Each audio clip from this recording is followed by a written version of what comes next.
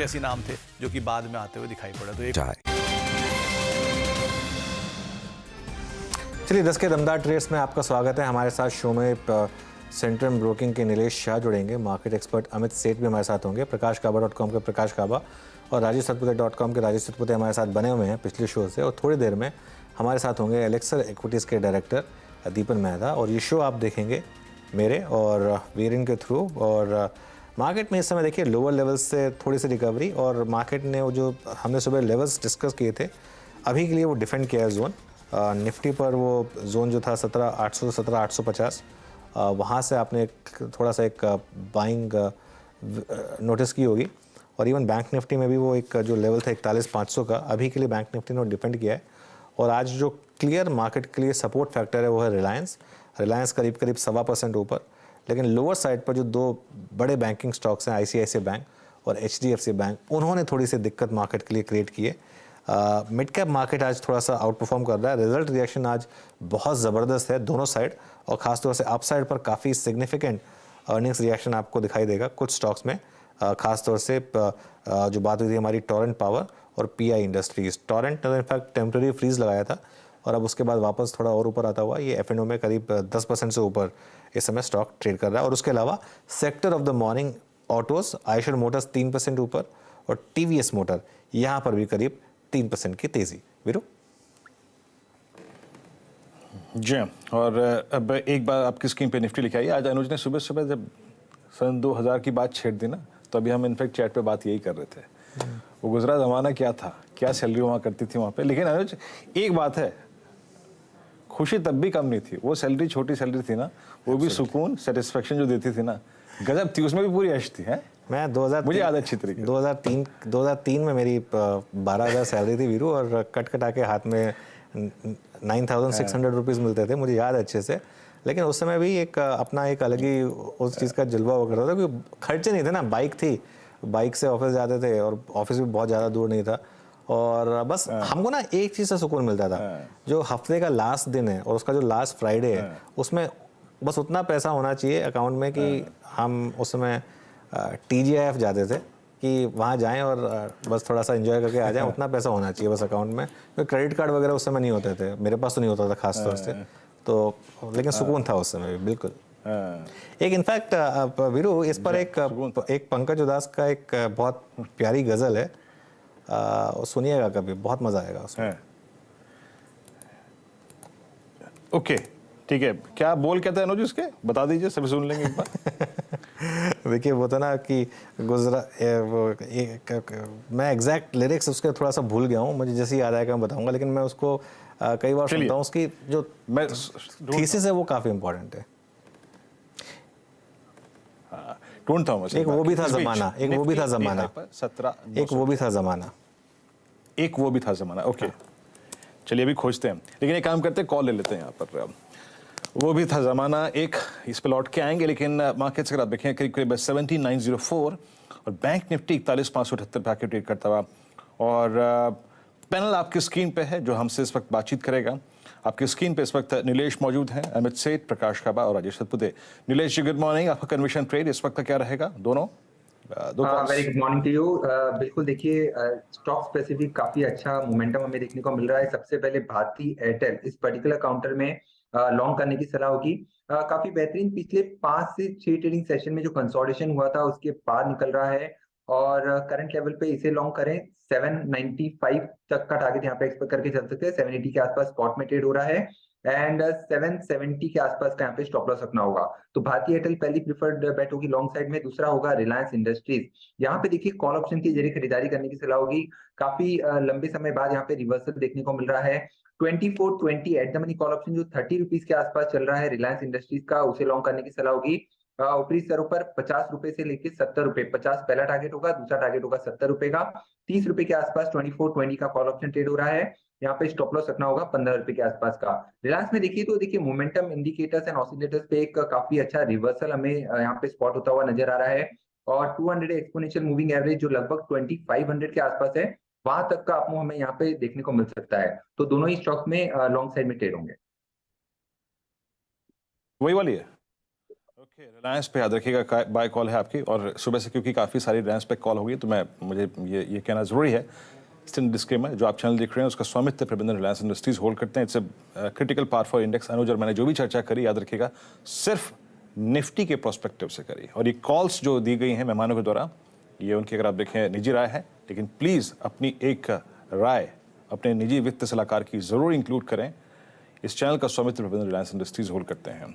अभी अनुज बातचीत करते करते डायरेक्टर साहब ने मुझे वो गज़ल के जो बोल थे भेज दिए, दुख सुख था एक सबका, अपना हो या बेगाना, एक वो भी था ज़माना, एक ये भी है ज़माना। Neeraj thank you. Prakash sir आपकी कॉल्स क्या रहेंगी दोनों? बिल्कुल, दो स्टॉक्स हैं, एक तो है भारती एयरटेल। यस, भारती एयरटेल पर ध्यान देना चाहिए, अच्छा बेस बना हुआ, उसके बाद आपको मिला ट्रेड करा है 779 पर, 775 का स्टॉप लगा कर चले, पॉसिबल है कि 785 ये फर्स्ट टारगेट होगा भारती एयरटेल। और दूसरा है आदित्य बिरला फैशन लिमिटेड, 253 के आसपास ट्रेड कर रहा है, 250 का स्टॉप लगाना चाहिए, टारगेट 260। यहां पर भी लगता है ये एक डाइवर्जन है, नीचे आना खत्म हुआ, एक अपू यहीं से शुरू होना चाहिए, आदित्य बिरला फैशन एक। यस चलिए अमित जी गुड मॉर्निंग। अमित जी आपके ट्रेड्स क्या होंगे इस समय के? जी गुड मॉर्निंग अनुज जी, गुड मॉर्निंग वीरेन जी, गुड मॉर्निंग एवरीवन। अनुज जी मेरा पहला स्टॉक ऑटो सेक्टर से रहेगा। मारुति का स्ट्रक्चर मुझे काफी पॉजिटिव लग रहा है। स्टॉक में हमने कंसोलिडेशन देखा और साइडवेज कंसोलिडेशन के बाद देखा कि स्टॉक अपने 20 डेमा से आज एक अपटिक दिखा रहा है। करंटली मारुति का प्राइस कैश में 8845 का है, इसे बाय करें फॉर अ टारगेट ऑफ 9000 और स्टॉप लॉस लगभग रहेगा 8750 का। सेकंड स्टॉक जिसकी प्लेसमेंट मुझे अच्छी लग रही है दैट इज कैन फिन होम। ये स्टॉक एक रेगुलर आउट परफॉर्मर रहा है, इसमें हमने एक ब्रेकआउट देखा था और पिछले 2 से 3 दिनों का जो हमने पुल बैक देखा उसने लगभग 10 डेमा पे रेस्ट करके आज हम इसमें फिर पॉजिटिव मूव देख रहे हैं। करंटली प्राइस इसका 597 का है। इसके टारगेट्स लगभग 615 रुपए के रहेंगे और स्टॉप लॉस लगभग 590 का रहेगा। ओके चलिए, तो ये इस समय कुछ ट्रेड्स आपके लिए। राजेश जी आपकी फ्रेश ट्रेड्स? अनुज जी देखिए, नजर मेरी है फाइनेंशियल सेक्टर पे, मुझे लगता है कि थोड़ी रिलीफ रैली और प्ले होगी। तो अगर आज मुझे एक सिलेक्ट करना है then I would like to bet on Chola Finance. मुझे लगता है जिस तरह से चोला फाइनेंस में 800 के बाद ये रिट्रेस हुआ, यहाँ पे बाय बनता है 780 पे, 770 का स्टॉप लॉस और सामने 800 810 ये इसकी टारगेट की रेंज होगी। तो Chola finance is a buy. Second buy call रहेगा मेरा एसआरएफ पे। मुझे लगता है कि इनफैक्ट ये सेक्टर थोड़ा नजर में है, Aarti industries, UPL, Tata chemical, SRF. So SRF को मैं बेट करूंगा। एसआरएफ में देखिए परसों ब्रेकआउट हुआ, कल इसमें प्रॉफिट बुकिंग हुई, आज फिर से यहाँ पे पुल बैक आना चाहिए। सो एसआरएफ में बाय करूंगा, मेरा स्टॉप लॉस होगा 2220 का और फ्यूचर में, और जो टारगेट मुझे दिखता है एज ए ट्रेडर मुझे लगता है कम से कम 2300-2320 तक तो आराम से जाना चाहिए। तो यहाँ से 100 रुपीज का पुल बैक एसआरएफ में आएगा और जैसे मैंने कहा चोला फाइनेंस। जी हम, और इस बीच एक चीज़ देखिए आप, कल जो हमारी बात हो रही थी कि निफ्टी मतलब डे बिफोर यस्टरडे जब डाउ ने नेस्डेक ने 10 डेमा वॉलेट किया था, हमने वॉलेट किया, हमने कल एग्जैक्टली ओपनिंग पॉइंट पे ही 10 डेमा को रीगेन कर लिया था, दैट वाज 3440। और अनुज इस बाजार की रिकवरी में रिलायंस और look at Nifty IT again above 10 डेमा, जो पूरी की पूरी बॉडी है 10 डेमा के ऊपर प्लेस हो गई है। ये मददगार साबित होता हुआ इस वक्त बाजार के निफ्टी आईटी का जो लॉस रिस्ट्रिक्ट हो रहा है कि आज बहुत मार्केट ने वो सारे लेवल्स जो हैं एकदम ब्यूटीफुली रिस्पेक्ट करे हैं। एक बार जरा वो सुबह की हमारी स्ट्रैटेजी एक बार जरा वापस रिविजिट करते हैं। जो हमने बाय जोन सजेस्ट किया था 17800 से 17850 का बाय जोन था वो, और स्टॉप लॉस था 17750 का, और मेरे ख्याल से आज का लो काफ़ी करीब है उस लेवल के, निफ्टी का 17865 के करीब है, मतलब वो जो जोन था उसके काफ़ी करीब है। अब हायर लेवल पर देखना होगा क्योंकि हायर लेवल पर एक 17920 से 17970 वो प्रॉफिट टेकिंग जोन भी था, वहाँ पर अब वापस सेलिंग आएगी या नहीं। और बैंक निफ्टी ने बिल्कुल ब्यूटीफुली डिपेंड किया 41500 को, और 41500 से 550 का जो जोन था 41500 से ही बाउंस दिया आपको बैंक निफ्टी ने। लेकिन आज मिड कैप में तेज़ी है वीरू। आज अगर अब ये मार्केट कल का हाई निकाल देगा अगर, तो मुझे लग रहा है बहुत इंटरेस्टिंग हो जाएगा फिर उसके बाद मार्केट में। बस कल का हाई मुझे लग रहा है एक लास्ट रिमेनिंग रेजिस्टेंस रहेगा निफ्टी के लिए, देखते हैं उसको क्रॉस कर रहे हैं या नहीं कर रहे हैं वीरू। जी कल का हाई एग्जैक्टली याद रखिएगा, the last two average 817,954 50 day exponential average, और वही एवरेज याद रखिएगा निफ्टी बैंक में प्लेस्ड है करीब 41853 के जोन में। अच्छा, मैं सुबह पहले फर्स्ट इंस्टेंस में जब मैं निफ्टी आईटी की रिकवरी के बारे में बात करना चाह रहा था, उस वक्त मेरे जहन में आया था टेक महिंद्रा उस वक्त अटेम्प्ट कर रहा था ऊपर स्विंग देने का। याद रखिएगा, ये बहुत वीक स्ट्रक्चर है, बट मैं इस पर कोई कॉल नहीं ले रहा हूँ। लेकिन राजेश जी, ये भी आज एक अटेम्प्ट फिर कर रहा है। कल सक्सीड नहीं हो पाया था, एक बहुत खूबसूरत दिन, बहुत जब आईटी का दिन था, दबदबा था, अटेम्प्ट करा लेकिन सक्सीड नहीं हो पाया अबव 20 डेमा, बट आज वो स्ट्राइक करता हुआ। जस्ट फॉर एन अपडेट, कैसी क्या अप्रोच रहेगी आपकी इस वक्त टेक महिंद्रा पर? वीरेंद्र जी ने बिल्कुल सही कहा, वीक स्ट्रक्चर है। यहाँ पे रिलीफ रैली मिलती है लेकिन ऊपर में सप्लाई यानी रेजिस्टेंस पॉइंट्स इंटैक्ट है।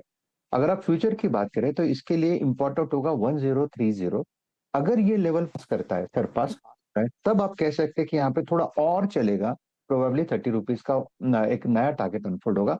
सो अगर कुछ लॉन्ग करना है टेक महिंद्रा इन पर्टिकुलरली, तो 1030 के ऊपर एज ए ट्रेडर आप लॉन्ग करें, 30 रुपए का आपका टारगेट होगा। सो 1060 का टारगेट होगा, और 1030 के ऊपर चलता है फिर आप 10 रुपए के स्टॉप लॉस के साथ ट्रेड कर सकते हैं। लेकिन एक बात क्लियर है, पोजिशनल स्ट्रक्चर वीक है, तो यहाँ पे सेल ऑन राइज जो है पोजिशनल ट्रेडर वो करेंगे 1050 1060 के क्लस्टर में, तो सिर्फ स्विंग मिलेगा आपको। ओके चलिए, अच्छा एक बार जरा मार्केट की एक सिचुएशन समझाता हूँ। एक बार अपोलो हॉस्पिटल्स का इंट्राडे चार्ट लेकर आइए और देखिए ख़राब नंबर्स के बाद जब स्टॉक ज़्यादा नीचे ना खुले, जैसे सुबह एक्सपेक्टेशन थी कि नंबर्स काफ़ी ख़राब थे लेकिन स्टॉक ज़्यादा नीचे नहीं खुला, 1-1.5% नीचे खुला, तो वो एक आपको इंडिकेट करता है कि क्लियरली वहाँ पर जो शॉर्ट्स थे वो फंसे हैं और रैली आई। और ये देखिए अब इस समय अपोलो हॉस्पिटल्स करीब 3% ऊपर इस समय, और डे हाई पर ये स्टॉक इस समय कारोबार कर रहा है। तो ज़बरदस्त मूव इस समय लोअर लेवल से, सबसे बड़ी रिकवरी इनफैक्ट आज आप इंट्राडे में अगर आप देखेंगे F&O स्टॉक्स को सॉर्ट आउट कर लीजिए, जो सबसे बड़ी रिकवरी है इंट्राडे में वो अपोलो हॉस्पिटल्स में ही है, 5% की रिकवरी वहाँ पर। और इंडियाबुल्स हाउसिंग फाइनेंस वहाँ पर भी रिकवरी है, हालांकि इंडियाबुल्स हाउसिंग फाइनेंस काफ़ी छोटा स्टॉक है, अपोलो हॉस्पिटल्स निफ्टी का स्टॉक है, इसके लिए इसकी चर्चा थोड़ी ज़्यादा बनती है। और AB फैशंस एंड रिटेल वहाँ पर भी अच्छी रिकवरी। चलिए अब एक काम करते हैं, अब हमारे साथ एलेक्सर इक्विटीज़ के डायरेक्टर दीपन मेहता भी जुड़ गए हैं। दीपन जी गुड मॉर्निंग। और काफ़ी मार्केट संकोच में रहा है पिछले 2 हफ्ते में, और एक अदानी सागा आया था, उसने एक बजट को ओवरशैडो किया था, अभी तक मार्केट उससे पूरी तरह से उबर नहीं पाया है। लेकिन आपका क्या व्यू है इस समय मार्केट को लेकर, और क्या मार्केट रेडी है मूव ऑन करने के लिए? गुड मॉर्निंग अनुज, और आपके शो पे इनवाइट करने के लिए बहुत बहुत धन्यवाद।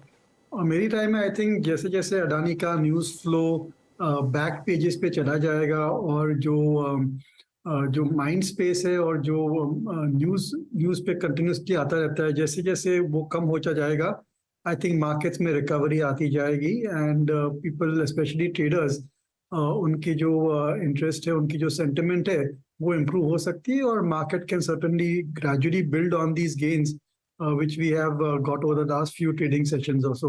So on the whole, I think I'm very positive on the market. ये अर्निंग सीजन भी काफ़ी अच्छी जा चुकी है मार्केट्स के लिए, और मेरे ख्याल से आई थिंक अगर ग्लोबली कोई नेगेटिव न्यूज़ फ्लो नहीं आता है और इंटरेस्ट रेट्स धीरे धीरे जो बढ़ोतरी हो रही है इंटरेस्ट रेट्स में, अगर वहाँ पर थोड़ी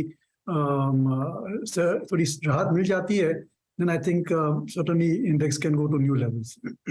index can go to new level. Deepan ji एक मुझे आपसे व्यू चाहिए आप रिलायंस पर, क्योंकि आप ट्रैक करते हैं स्टॉक को, इसने पिछले काफ़ी टाइम से अंडर परफॉर्म किया, लेकिन कल और आज में इसने कुछ एक अलग ही चाल पकड़ी है। इनफैक्ट एक बार जरा वापस लेकर आइए रिलायंस का मूव।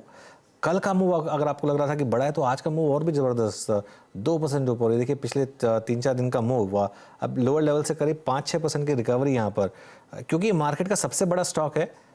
यहाँ पर क्या व्यू है आपका? देखिए, view is positive on Reliance Industries, no doubt about that. और क्या है कि जो सम ऑफ पार्ट्स है significantly higher than the present listed value मेरे ख्याल से, और काफ़ी हद तक उनकी स्ट्रैटेजीज बहुत बढ़िया तरीके से प्ले आउट हो चुकी है, और कुछ हद तक मार्केट्स में डिस्काउंट भी हो चुकी है। और अभी क्या खाली एक ही सवाल बाकी है, वो है कि how are they going to unlock the value which they have created digital business में और रिटेल बिजनेस में, बिकॉज ऐसे कई इन्वेस्टर्स है who want to buy only digital business, या फिर उनको रिटेल का बिजनेस खरीदना है, उनको ऑयल टू केमिकल का बिजनेस में इतनी ज़्यादा इंटरेस्ट नहीं है। तो आज की तारीख में रिलायंस एक पूरा कॉन्ग्लोमरेट है, एक होल्डिंग कंपनी जैसा है, और अगर उनकी सब्सिडी सेपरेटली लिस्ट होती है, then certainly there will be a lot more value which will be discovered लेकिन इस पे जो माइनॉरिटी शेयरहोल्डर्स के जो राइट्स है, जो उनकी ऑब्लिगेशंस है या उनके जो इंटरेस्ट है, I think those need to be protected. और यही आई थिंक सवाल काफ़ी एनालिस्ट कर रहे हैं मैनेजमेंट को कि आपकी सोच क्या है, आप क्या कंपनी को स्प्लिट करेंगे कि सब्सिडरी कंपनीज की आईपीओ करेंगे? क्योंकि अगर केवल आईपीओ करते हैं तो फिर होल्डिंग कंपनी डिस्काउंट आ जाता है, और अगर कंपनी स्प्लिट करते हैं तो then that's a huge value unlocking opportunity from Reliance Industries. अच्छा, रिलायंस इंडस्ट्रीज पर आपका व्यू था, और याद रखिएगा दीपन जी ने अपना व्यू शेयर किया रिलायंस इंडस्ट्रीज पर। एक बार फिर से क्योंकि रिलायंस की बात हुई तो यहाँ पर स्टैंडर्ड डिस्क्लेमर आपकी स्क्रीन पर है। दीपन सर, एग्जैक्टली ऑटो में क्या कर रहे हैं आप? आपका व्यू क्या है? आयशर मोटर्स के आपने नंबर्स को देखा, पूरे अर्निंग सीजन को देखा, आज की सुर्खियों में टीवीएस भी है because of their EV venture and I think interested parties in EV venture and the kind of valuation जो उनके ईवी वेंचर को मिल रहा है। मारुति अभी तक साइडवेज है, बहुत बड़ा मूव नहीं दे पाया। पोस्ट अर्निंग से एक्सट्रीम गया था लेकिन वो सिंक हो गया। ऑटो में आप क्या कर रहे हैं इस वक्त? मेटल प्राइसेस को देखते हुए इन कंपनियों ने अगर आप देखें कुछ प्राइस हाइक्स भी लिए हैं, डिमांड को देखते हुए आपका व्यू सर ऑटो में क्या है इस वक्त? व्यू ऑटो में बहुत ही बढ़िया है, और अगले 2-3 साल will be a very good period for auto industries. Volumes अच्छी तरीके से बढ़ रहे हैं, एवरेज सेलिंग प्राइसेस भी इम्प्रूव हो रही है क्योंकि प्रीमियमाइजेशन चल रहा है पूरे सेक्टर में। I think consumers are going for more higher value cars, higher value motorcycles, तो जिसकी वजह से उनके जो revenues are growing at much faster pace than the actual volume growth. और ऑपरेटिंग प्रॉफिट मार्जिन में भी काफ़ी इंप्रूवमेंट आ सकती है because raw material prices stable हो चुके हैं और operating leverages can come in to play. सभी ऑटो कंपनीज ने बहुत ही बढ़िया नए नए मॉडल्स लॉन्च किए हैं जिन्होंने कंज्यूमर की इमेजिनेशन को कैप्चर करके, इसकी वजह से भी और डिमांड और बुकिंग और ऑर्डरिंग आ रही है ऑटो इंडस्ट्री में। तो we are very positive on auto industry. Usual disclosure, हमारे investments, top priority investments are in Eicher and Maruti, जहाँ पर काफ़ी पॉजिटिव है, लेकिन M&M और अशोक लेलैंड भी काफ़ी अच्छे इन्वेस्टमेंट अपॉर्चुनिटीज़ है। I would just like to avoid TVS and to an extent Bajaj Auto, क्योंकि टू व्हीलर और हीरो मोटोकॉर्प की टू व्हीलर में इतना व्यू इतना बढ़िया नहीं है जितना कि फोर व्हीलर में है। टू व्हीलर में केवल आयशर मोटर्स पर है, लेकिन वो एक अलग ही सेगमेंट में ऑपरेट करती है। So that's our view. I think investors को ओवरवेट रहना चाहिए ऑटो इंडस्ट्री, और अगले 3-4 साल will be excellent for the sector as a whole. आज पता है दीपन सर, सुबह से आयशर मोटर्स का जब जब जिक्र हो रहा है ना, बुलेट की बात जरूर हो रही है। आपका प्रेम था बुलेट? नहीं, actually I don't drive two wheelers, पर हमने आयशर मोटर्स खरीदे थे उनके ट्रक बिजनेस के लिए। I'll tell you a short story. Okay. We had purchased Aisha Motors about 10-12 years ago because of the truck business. लेकिन ट्रक बिजनेस तो उधर का उधर ही है, और जो टू व्हीलर का बिजनेस है वो बहुत ही बढ़िया चल गया है, which is beyond everybody's expectation. The models are fantastic, और एक पूरा लाइफस्टाइल सेगमेंट उन्होंने क्रिएट कर दिया है, and they are taking the consumers up the value chain. I think ये सबसे बढ़िया चीज़ है। यू नो, इनफैक्ट वीरू, मैं यही चीज़ आपको डिस्कस कर रहा था अभी कुछ टाइम पहले कि रामदेव जी ने भी मुझे ये बात बताई थी कि कई बार होता क्या है कि आप जैसे मैं उनसे कहा था कि आपकी ज़बरदस्त कॉल रही है, 100 बैगर आपके लिए, मेरे ख्याल से दीपन के लिए भी काफ़ी 20-25 बैगर से ज़्यादा ही रहा होगा ये स्टॉक, और है ना। तो उसमें क्या होता है, कई बार आप कॉल लेते हैं एक बिजनेस के लिए। उस समय किसी ने रॉयल एनफील्ड पर बेट नहीं की थी, उस समय रॉयल एनफील्ड पर बेट किसी ने नहीं की थी, सबने बेट की थी आयशर वोल्वो का जो जॉइंट वेंचर हुआ था उसके लिए कि ट्रक बिजनेस में ये बहुत आगे करेगा। ट्रक बिजनेस तो वहीं का वहीं रहेगा, लेकिन रॉयल एनफील्ड ने, और इसके लिए कई बार क्या होता है कि इनफैक्ट अगर दोनों बिजनेसेस सेम कंपनी में तो कई बार बेटर रहता है इनफैक्ट इंस्टेड ऑफ डीमर्ज, क्योंकि अगर आप डीमर्ज दोनों कंपनियां हो तो कई लोगों ने दाम लगाया होता वो ट्रक बिजनेस पर और छोड़ दिया होता रॉयल एनफील्ड पर, लेकिन वो क्योंकि वो एक ही कंपनी थी तो उसके लिए क्या ज़बरदस्त। But Anuj, you can talk about Titan also. Titan, which started as a watch company, but nobody talks about watches. It's more about jewelry now. Absolutely. ये तो खैर ऐसे कई मौके रहे हैं, बिल्कुल।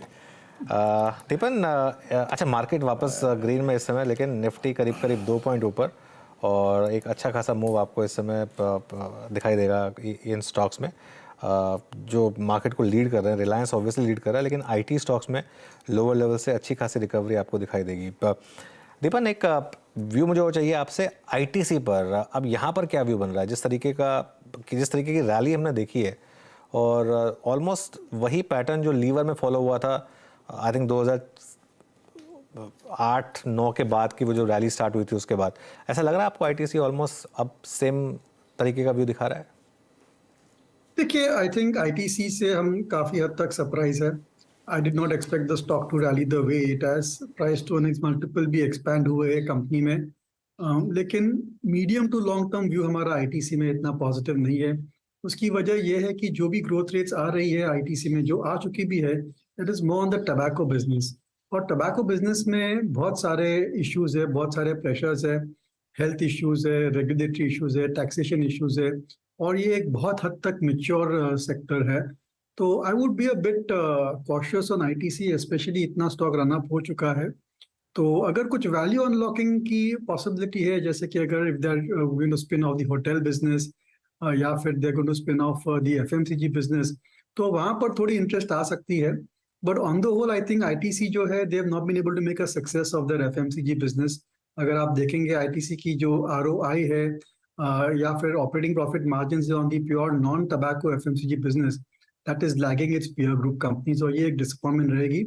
और होटल बिजनेस तो बहुत ही साइक्लिकल रह चुका है, और जिसकी वजह से lot of impact is there on the profitability. तो बहुत सारे मूविंग पार्ट्स है आईटीसी में, और अगर आपको कंजम्पशन ही खरीदना है तो I think there are so many choices now then compare to few years ago. Retail है, हॉस्पिटैलिटी है, हेल्थ केयर है, बिल्डिंग मटेरियल है, अप्लायंसेस है। I think you can look at all of these sectors rather than FMCG और ITC for that matter. वाकई इस बीच ITC में बातचीत हुई है, मार्केट से डे हाई, और एक बार जरा आप बजाज फाइनेंस लेके आइए। मैं जिक्र कर रहा था कि ये फोर्स है इसमें, ये 100 EMA को बाइसेक्ट कर रहा है बड़ा। ये 6 मंथ अगर आप देखें दीपन जी, बड़े पेनफुल रहे B2 के लिए, बट ग्रेजुअली आई मीन उनकी स्ट्रेंथ रिकवर होती हुई अगर आप देखें फिर से। आपने एनबीएफसीज में बीते 6 महीने में 3 महीने में किसको सेलेक्ट किया, किसको चेज किया, और B2 पे स्पेशली सर आपका टेक इस वक्त? देखिए, हमारी स्ट्रैटेजी एनबीएफसीज में बहुत ही क्लियर है। We want to be only in the NBFCs जो आईएलएफएस क्राइसिस में उन्होंने बैलेंस शीट और अपना ऑपरेशंस ठीक ठाक तरीके से मैनेज किया है, तो ही हमको आपके मैनेजमेंट में कॉन्फिडेंस है। जो कंपनियां ने आईएलएफएस क्राइसिस के बाद में प्रॉब्लम्स आए हैं, जैसे कि एल&टी फाइनेंस, M&M फाइनेंस है, पूनावाला फाइनेंस है, और बहुत सारे अन्य फाइनेंस कंपनीज है which went through a very very rough time post IL&FS crisis, हम उनको अवॉइड करना चाहते हैं। और केवल 2 या 3 कंपनियां हैं which manage the crunch time very well. एक तो बजाज फाइनेंस है, दूसरी कंपनी है चोलामंडलम, और तीसरी कंपनी एक छोटी कंपनी है MAS, mass financial services. Of course they took a hit during the bad times, but जो उनकी जो बैलेंस शीट क्वालिटी थी, जो उनकी रिसोर्स रेजिंग एफर्ट्स थी, they were pretty much decent. So that's where we are focusing on. Again disclosure कि हम और हमारे क्लाइंट्स के इन्वेस्टमेंट है। Specifically coming on to Bajaj finance, देखिए बजाज फाइनेंस तो मैं देखता ही नहीं, क्योंकि होल्डिंग कंपनी है और इंश्योरेंस बिजनेस समझना जरा मुश्किल है। बजाज फाइनेंस पर से आई थिंक मेरे ख्याल से एक बहुत ही सॉलिड बॉटम बन चुका है वहाँ पर, और इस लेवल से certainly they can grow and build on their foundations. कई एनालिस्ट बजाज फाइनेंस और HDFC वगैरह बैंक के साथ कंपेयर करते हैं कि बजाज फाइनेंस की valuation price to book, price to earnings multiple is 2 times HDFC and other private sector banks. तो मेरा रिस्पॉन्स यही है कि आप उनकी ROEs देखिए बजाज फाइनेंस की, that is in the mid 25% और सो, और सभी जो प्राइवेट सेक्टर बैंक्स की ROE है that's in the mid teens और सो, 12 to 14, 15% और सो। और कोई भी बिजनेस की अगर ROE, return on equity, return on investment अगर ज्यादा है, 25% है, बेस्ट इन क्लास है, तो वो certainly higher price to earnings और price to book multiple deserve करती है। और यही मेरा लॉजिक है कि Bajaj finance will continue to trade at a significant premium to all the private sector banks. The growth rates also are best in class, और जो opportunity for growth है वो भी बहुत बढ़िया है। So very positive on Bajaj Finance. Maybe you cannot expect कि और price to earning, price to book बढ़ेगी, लेकिन जो underlying 20-25% जो growth है, I think at least you will get returns in line with that. अच्छा दीपन जी, आखिरी प्रश्न पूछूंगा आपसे यहाँ पे। अब मैंने इस बार बहुत सारी रियल एस्टेट कंपनियों के नंबर्स देखे हैं, स्पेशली अगर मैं हेडलाइन नंबर्स DLF के देखूं तो अच्छे नंबर्स थे। रियल एस्टेट में अभी हाल फिलहाल में कोई कंपनी जिस पर आपका ध्यान गया हो, या फिर मैनेजमेंट को सुना हो, इंट्रैक्शन हुआ हो उनसे, रियल एस्टेट स्पेस में, या फिर रियल एस्टेट एंसिलरी? ये देखिए, रियल एस्टेट में दो कंपनियां हैं जो जिस पे काफी हद तक हमारा व्यू पॉजिटिव है। एक तो है गोदरेज प्रॉपर्टीज और दूसरी Macrotech Developers. Godrej Properties, I know it is very much on the expensive side, but on end of वो लैंड बैंक ऐड करती रहती है। They are the preferred partner for joint development projects, और एक बहुत ही शानदार ब्रांड है रियल एस्टेट में, and they are multi geography, मैंने बहुत सारी सिटीज में प्रेजेंट है, और ये एक एडवांटेज है। Macrotech because of its share presence in one of the key markets जो हम समझते हैं ज्यादा, I think that's the reason why we are positive on Macrotech as well. और बहुत ही बढ़िया लैंड बैंक है, जैसे जैसे उनको अपॉर्चुनिटीज मिलेगी they will try to unlock the land bank. और बॉम्बे में जो मेन सिटी में है, there are many redevelopment opportunities, जैसे कि वालकेश्वर पे उनका जो प्रोजेक्ट है शीतल बाग में, that will be a landmark project and it will create humongous amount of profit for DLF on 3 to 5 year basis also, sorry, for Macrotech on 3 to 5 year basis। और ये अगर सक्सेस होता है तो ऐसे कई प्लॉट्स है, ऐसे कई पुराने बिल्डिंग्स है, बढ़िया बिल्डिंग्स है in Bombay south which can be taken up for redevelopment on a joint project basis। और ये एक बहुत बढ़िया opportunity can open up for real estate companies in Bombay like say Oberoi or for that matter Macrotech। तो ये दो तीन कंपनियां पर हमारा व्यू पॉजिटिव है, maybe because we understand them also better. बिल्कुल दीपन जी, प्रॉब्लम बस ये है कि बिल्डिंग्स तो आप बनाते जाएंगे ऊंची ऊंची, उसको सपोर्ट करने के लिए इंफ्रास्ट्रक्चर वो रेडी है कि नहीं है। खासतौर से ये जो पॉकेट की आपने बात की है, और फरेल वर्ली वाला एरिया जो है जहाँ पर इतनी डेवलपमेंट और इतनी रीडेवलपमेंट हुई है, लेकिन क्या इंफ्रास्ट्रक्चर रेडी है उस चीज़ को लेने के लिए? मेरे ख्याल से वो भी कभी ना कभी किसी को थोड़ा सोचना पड़ेगा और उस पर भी थोड़ा काम करना पड़ेगा। लेकिन शुक्रिया आज जुड़ने के लिए हमारे साथ और समय देने के लिए हमको। Thank you. ओके, तो देखिए बात करते करते अब मार्केट ग्रीन में आ गया। निफ्टी कंफर्टेबली 8 पॉइंट ऊपर, लेकिन आज का जो सबसे बड़ा स्टार परफॉर्मर है वो है मिड कैप इंडेक्स। इस समय मिड कैप इंडेक्स करीब करीब 0.5% ऊपर आपको ट्रेड करता हुआ दिखाई देगा। अमित जी, जाते जाते अगर आपने कुछ स्पॉट किया हो, कोई स्टॉक या तो रिविजिट करना चाहें या कुछ और स्पॉट किया हो आपने जो हमारे दर्शकों को बताना चाहें आप? जी अनुज जी, मुझे ऑटो से ही टाटा मोटर अच्छा लग रहा है। टाटा मोटर ने कल अपने गेन्स थोड़े गिव अप कर दिए थे, बट जिस हिसाब से 435 का इसका एक स्ट्रॉन्ग सपोर्ट है, तो मुझे लगता है जिस हिसाब से मारुति भी अब चल रहा है, मुझे लगता है टाटा मोटर में भी एक अच्छा ट्रैक्शन मिलेगा। और कॉल का रैशनल ये कि बहुत अच्छे रिस्क रिवॉर्ड एरिया में मिल रहा है। छोटा सा स्टॉप लॉस रखे 435 का, और 455 से 460 के टारगेट टाटा मोटर में 102 दिनों में हम देख सकते हैं। चलिए, शुक्रिया अमित जी और नीलेश जी जुड़ने के लिए हमारे साथ और ये ट्रेड्स समझाने के लिए। अब मुझे वीरेन को इजाज़त दीजिए, और नीलेश जी आ चुके हैं स्टूडियो में। अगला शो उन्हीं के सुपुर्द रहेगा। और नीरज जी, आपके आते ही मार्केट ग्रीन में, निफ्टी 3 पॉइंट ऊपर। बिल्कुल, और अभी मुझे लगता है कि आज सबसे अच्छी बात है मिड कैप ग्रीन में, तो ये एक अच्छी खबर है, अच्छी बात है, और नतीजों के आधार पर डिसीजन हो रहा है। आप एक बात अभी कह रहे थे ना कि ये इंफ्रास्ट्रक्चर मुंबई के जिस पॉकेट में तैयार होने की मुझे कोई संभावना भी नहीं दिखती दूर दूर तक।